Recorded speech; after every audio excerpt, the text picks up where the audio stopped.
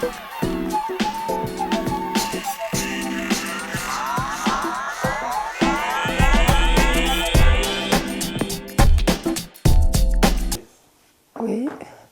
bon, je crois que l'aventure du Palais de la Culture, ça a été pour moi un très grand moment, parce que je viens d'un milieu bien sûr artistique forcément, puisque en dehors du fait que j'ai été professeure à la fac pendant de longues années, mais j'ai toujours été dans l'écriture, c'est-à-dire dans le faire autre. Et d'un seul coup me trouver devant un lieu, je me souviens que la première fois où j'ai vu le Palais de la Culture, c'était à l'époque où il venait juste de terminer d'être construit. Et en passant comme ça, j'ai regardé et j'ai dit à Sidiki, bah tiens, ce serait amusant, tiens, si un jour tu devenais directeur de ce palais. Et c'est comme si, d'avoir dit une chose comme ça, crac, la chose peu de temps après s'est faite. Or, c'était un lieu que je n'osais même pas y mettre les pieds, tellement je trouvais ça extraordinaire. D'un seul coup, un monsieur en qui on avait une très grande confiance, je veux parler du président Gbagbo, a bien voulu nous confier cette énorme responsabilité. Au début, je me disais, mais oui, c'est une aventure qui me dépasse. Mais en même temps, je me disais, oui, mais pourquoi pas relever le défi? Je suis une dame des défis, j'adore les défis. Donc, je me suis dit, ah, alors on me propose de faire un travail qui est de gérer financièrement une structure, mais pour gérer, il faut faire des choix. On ne gère pas n'importe quoi.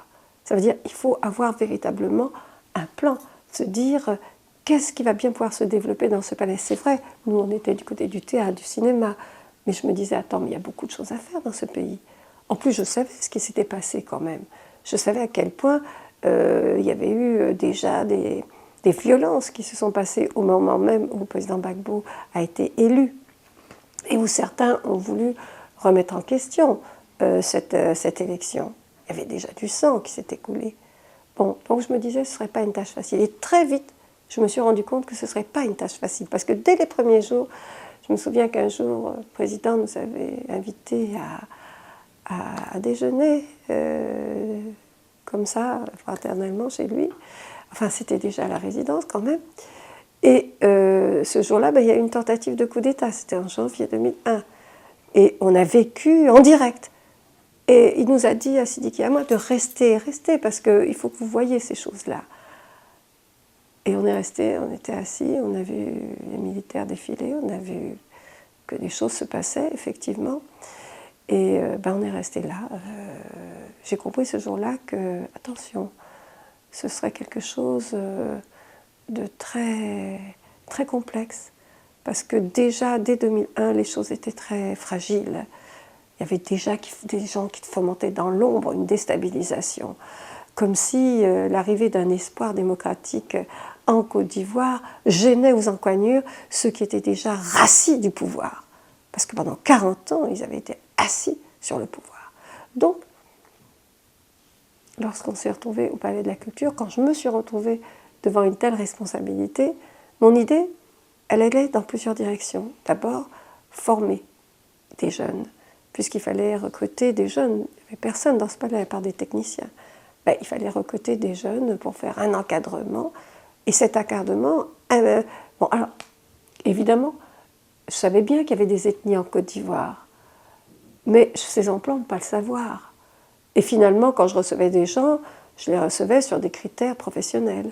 Soit ils cadraient avec le travail que j'attendais d'eux dans cette structure, ou ils ne cadraient pas. Mais on ne pouvait pas m'appeler pour me dire l'enfant d'un tel, non, pas question. Tu t'appelles tant ou tu t'appelles. Moi, je ne sais pas, je ne connais pas. Je suis là pour faire un travail précis.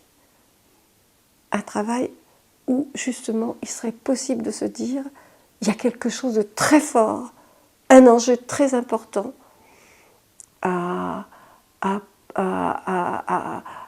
gagner. Et cet enjeu, c'était quoi? Eh bien, tout simplement, d'apporter au niveau, je dirais, des aspirations populaires, non pas un condensé de mémoire, mais disons, revisiter les moments forts de ce qui fait que une nation peut, à un moment donné, s'approprier de sa mémoire du passé, qui n'était pas simple non plus. Il y avait l'histoire coloniale, ensuite il y a eu l'histoire, disons, d'années et d'années où il a fallu construire ce pays, et comme je l'ai dit précédemment, avec des gens qui étaient vraiment décidés à ce que ça reste entre eux. Bon, et il fallait inventer une autre approche, et non pas l'approche universitaire ou classique, etc., etc. Et c'est comme ça qu'on a pu étudier ce qu'il fallait développer dans ce palais. Et on s'est rendu compte que tout était possible. Le théâtre, la danse, le cinéma, les livres, véritablement, c'était tellement immense que tout était possible. Donc on a développé petit à petit pratiquement tous les secteurs pour qu'aucun secteur culturel ne reste un enfant pauvre dans ce palais. Mais l'enjeu qui était le plus certainement passionnant, c'était de se dire, il faut que ce soit un lieu où toutes les populations de Côte d'Ivoire aiment à se rencontrer et se réunissent. Alors on nous avait dit, oui, Treichville, c'est dangereux, c'est ceci, c'est cela, ça sera toujours du n'importe quoi, c'est un bateau ingouvernable. J'en ai entendu toutes les couleurs. Mais je me suis dit, mais attention, il y a dans ce pays une jeunesse qui ne demande qu'une chose, c'est de découvrir. Alors, comment faire découvrir ces choses? Ben voilà, je pourrais raconter des histoires amusantes. Comment des militaires qui un jour traversaient le Palais de la Culture, il y avait une exposition, et ils sont venus me voir parce qu'ils avaient une manifestation peut-être à organiser, je ne sais plus.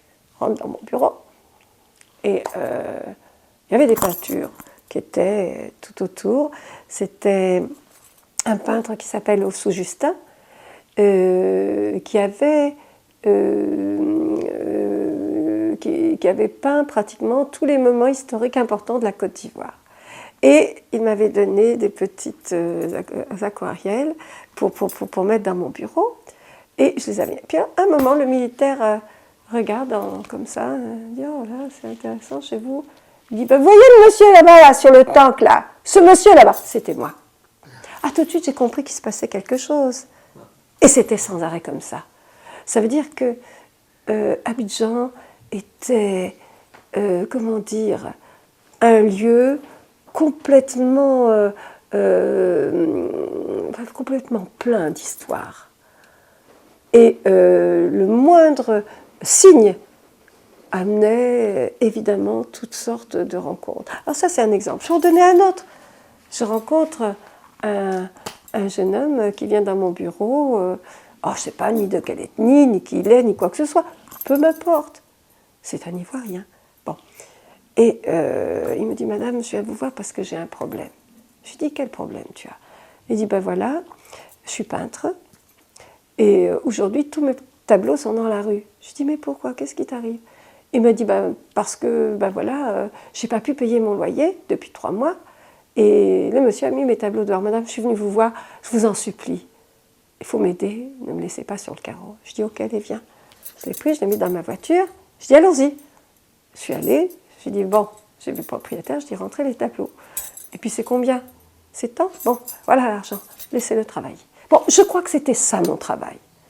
À la fois être à l'écoute des artistes, et à la fois être capable de prendre des décisions qui ne sont pas forcément des décisions qu'on attend d'un administrateur. Mais c'est des décisions qui m'importaient parce que je savais que la Côte d'Ivoire avait besoin d'autre chose. C'est-à-dire, peut-être de voir que l'espoir était peut-être à portée de main avec ce changement qui venait de se passer après, je dirais, ce cauchemar des coups d'État et autres. Alors, donc, c'était un petit peu cela.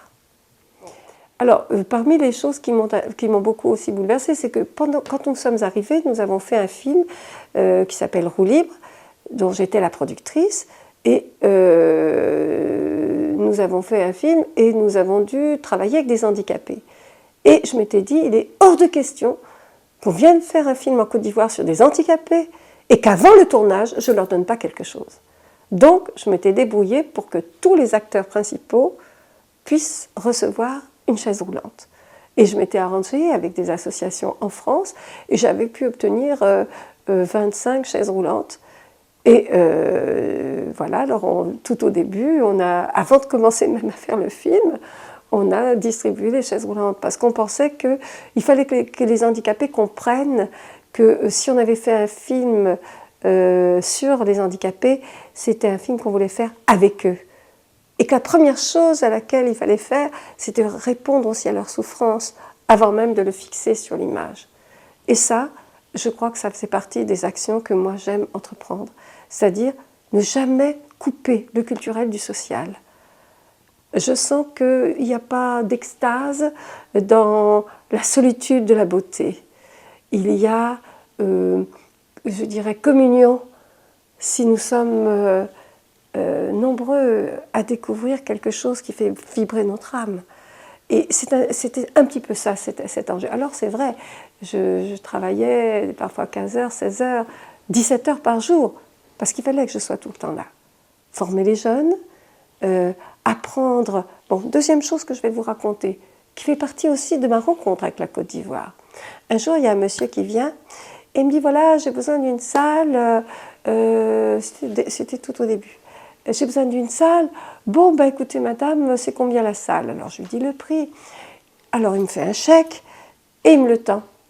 Sur le chèque, il n'y avait que la signature, il n'y avait pas marqué ni Palais de la Culture, ni rien du tout. Je dis, monsieur, vous n'avez pas rempli votre chèque. Elle dit, ah non, non, madame, non, non, vous le remplirez vous-même. Je dis, monsieur, remplissez votre chèque. C'est comme ça que j'ai commencé au Palais de la Culture.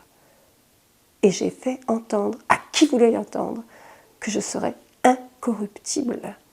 Et que si Gbagbo m'avait mis ici, c'est parce qu'il savait cela. Mais je l'ai appréhendé, c'était même pas la première semaine. Hein. On venait me proposer de mettre des slips, comment on appelle ça, des splits, chez moi, des ceci, des cela. Je dis merci, je n'ai besoin de rien. Ça, si vous voulez, c'était un affrontement entre une vision qu'ils avaient des cadres de l'ancien système et ce que nous représentions. Et j'avoue que j'avais une certaine jubilation à faire entendre que d'autres choses étaient possibles.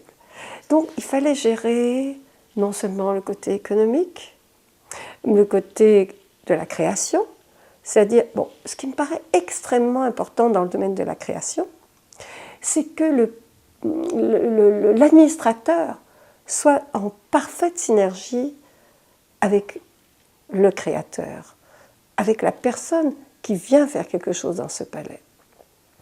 Et je n'étais pas là pour juger ou décider de ce qui allait se faire ou ce qui n'allait pas se faire, mais j'étais là pour accompagner la création.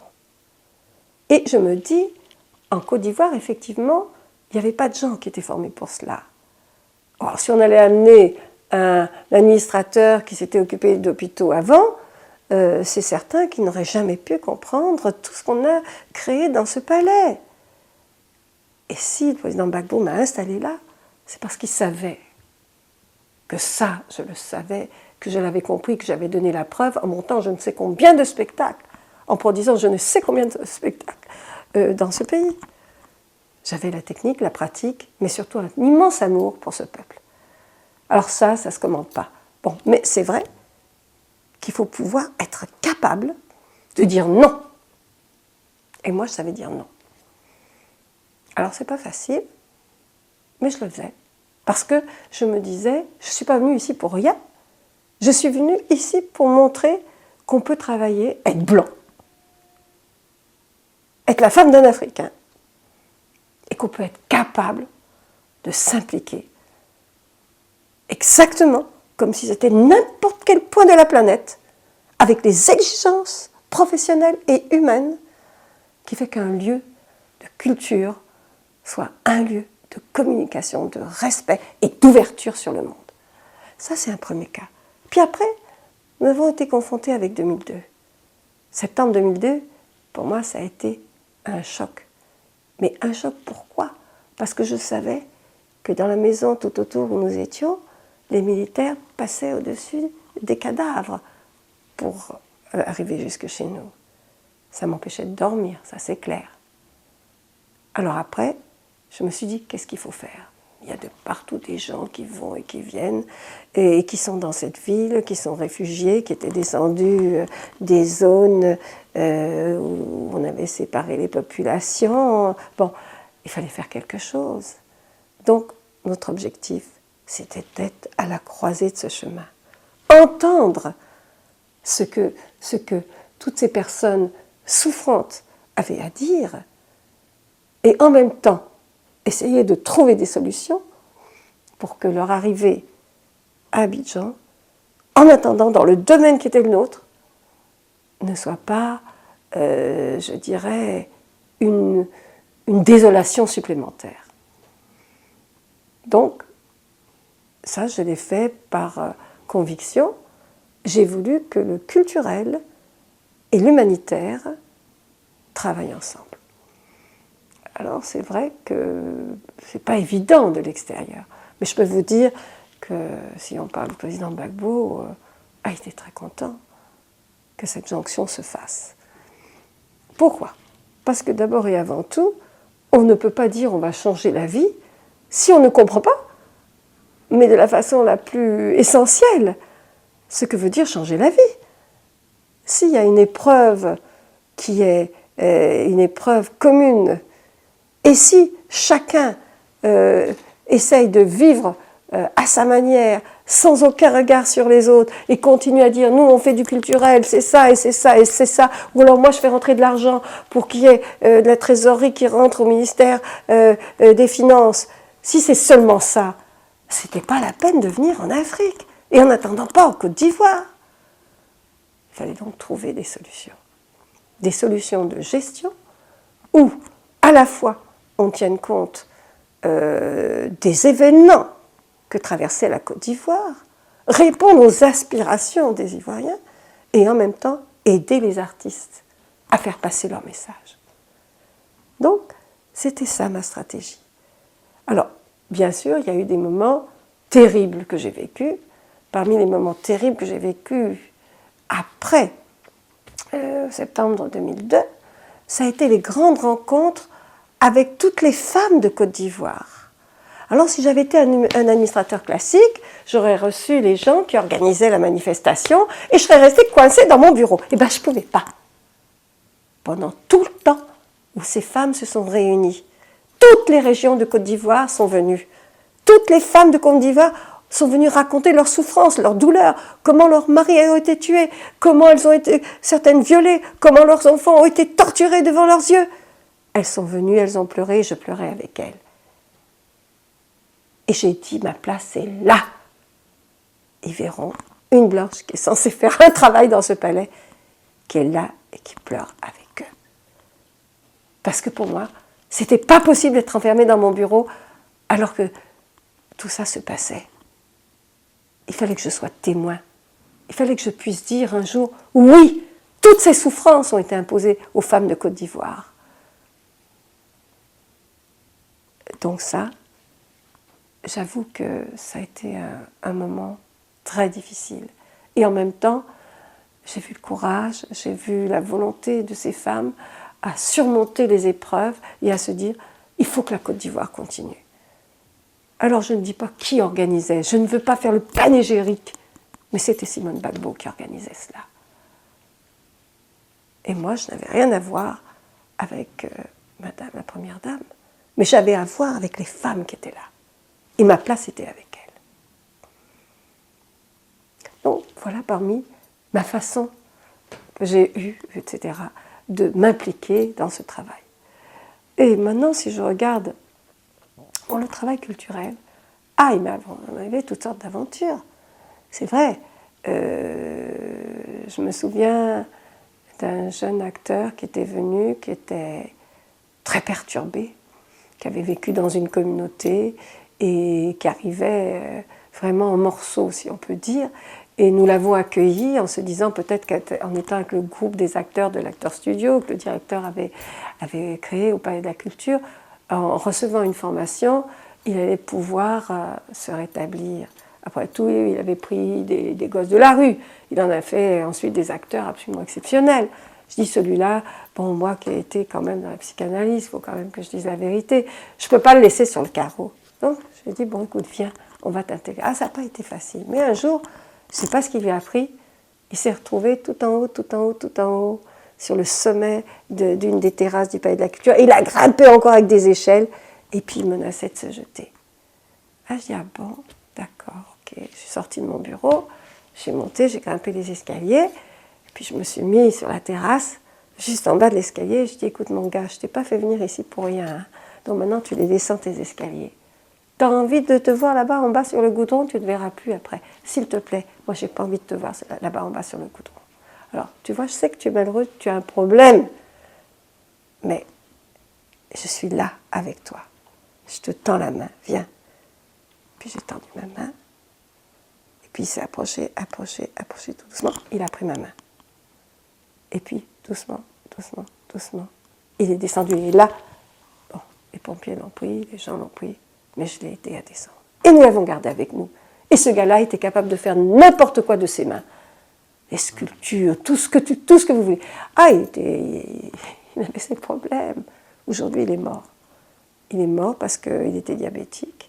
Et au moment où il y a eu plus de médicaments en Côte d'Ivoire à cause du blocus des médicaments, eh ben, il n'a plus ses doses d'insuline et il est mort. C'est des épreuves que nous avons vécues. Ça, c'est notre histoire aussi. Bon, et ceci est une chose. Il y en a eu toutes, je pourrais en raconter tellement.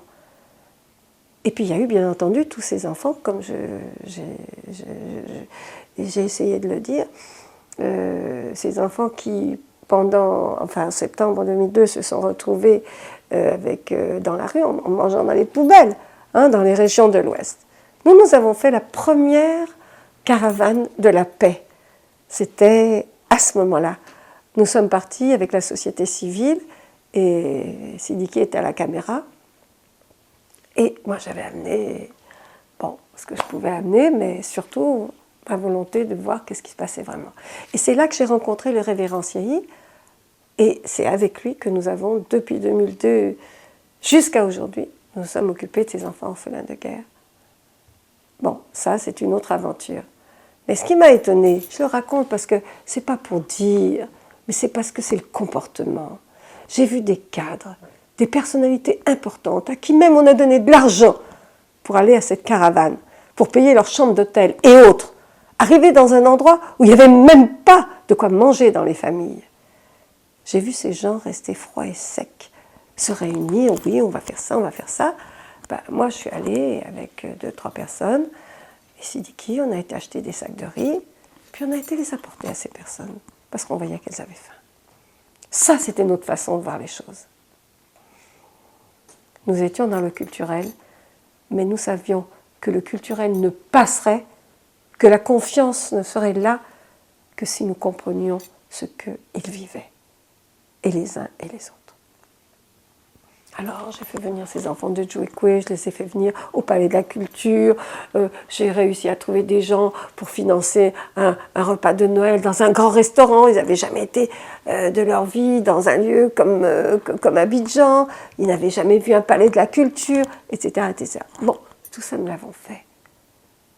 Nous l'avons fait tout simplement parce que ça allait de soi. Qu'est-ce que ça voulait dire de créer si nous étions insensibles à ce pourquoi nous créons? Pourquoi est-ce qu'on crée? C'est parce qu'on a envie que le monde change. On regarde déjà le monde changer. Moi, je voyais le monde changer dans les yeux des enfants. Et je me dis, si je trahis ces enfants-là, je ne vaux rien. Et je me rappellerai toujours, un jour, je suis allée voir un président pour lui parler du Palais de la Culture, et puis j'avais des dossiers dans la main. Et à un moment donné, j'avais le dossier des enfants orphelins de la guerre. Alors, je suis allée, je dis, Monsieur le Président, voilà, il y a tel problème au Palais de la Culture, il y a ça, il y a ça. Il dit, non, non, laisse tomber, le problème du Palais de la Culture. Parlons de toi. Je suis très mal à l'aise. Il dit, écoutez, Monsieur le Président, moi, c'est ça. Et je lui ai mis entre les mains les dossiers des enfants orphelins de guerre. Il a pris ce dossier, il l'a mis contre son cœur et il m'a dit ça, Ayala, c'est mon problème. Bon, je ne sais pas qu'est-ce que les gens pensent du président Gbagbo, mais moi je dis que c'était un homme d'une humanité comme j'en ai rarement rencontré. Et quelque part, cet homme savait que nous avions compris ce que voulait dire sa lutte, sa vision surtout. Moi, je suis une démocrate, hein, j'ai fait mai 68, j'ai fait tout ce qu'il y avait à faire, j'ai milité en France, je me suis bagarrée, j'étais à la fac, j'ai fait des luttes. Ben oui, bien sûr, ça allait de soi. C'était ma génération, on a bouleversé beaucoup de choses à l'époque. Je ne pouvais pas me retrouver en Afrique et puis vivre un autre destin que ce destin que moi j'ai toujours espéré. C'est que l'Afrique se réveille, c'est que l'Afrique se prenne en main, c'est que l'Afrique soit véritablement indépendante. Et cette indépendance-là, elle était aussi à portée de notre main, à condition que nous qui étions au cœur même du sensible, du sensuel, je dirais, de la transmission, que nous soyons attentives à ceux qui, justement, étaient là pour recevoir cette espérance.